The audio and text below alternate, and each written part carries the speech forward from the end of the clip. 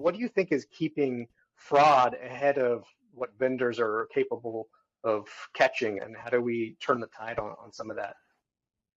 I think that goes back to actually one of the main motivations for founding Trustmatic. When I was at Innovatrix, like 2016, 2017, they were really one of very few companies, especially in Europe, actually offering this technology. But then from 2017 onwards, you had literally hundreds of companies, well-funded companies entering the market with quite flashy marketing campaigns offering solutions, and it was software as a service. I'm obviously quite interested in this topic, so I've tested pretty much every solution available that I can get my hands on. And it is quite easy with relatively simple fraud attacks, whether you use falsified documents or face presentation attacks, maybe at the higher end of the spectrum, deep fakes or video injections. It is quite easy to get through them.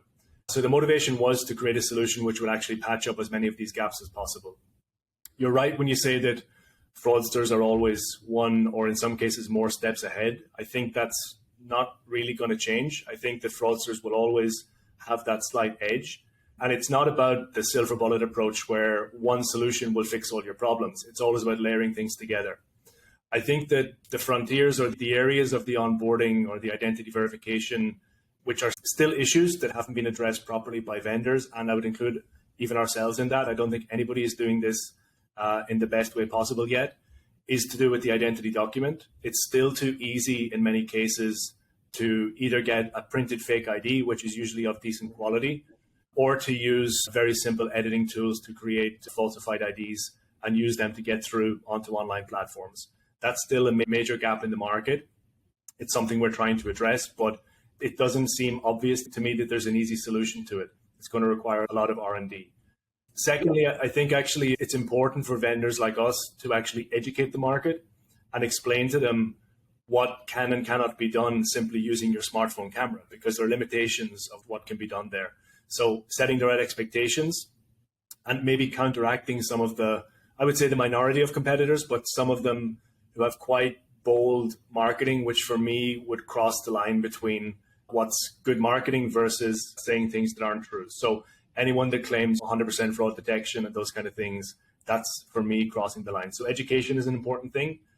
I think thirdly, we need to look at the emerging threat vectors.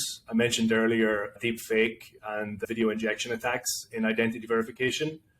So far, I haven't seen a solution that really effectively catches these. That's also one of the areas we're investing in R&D.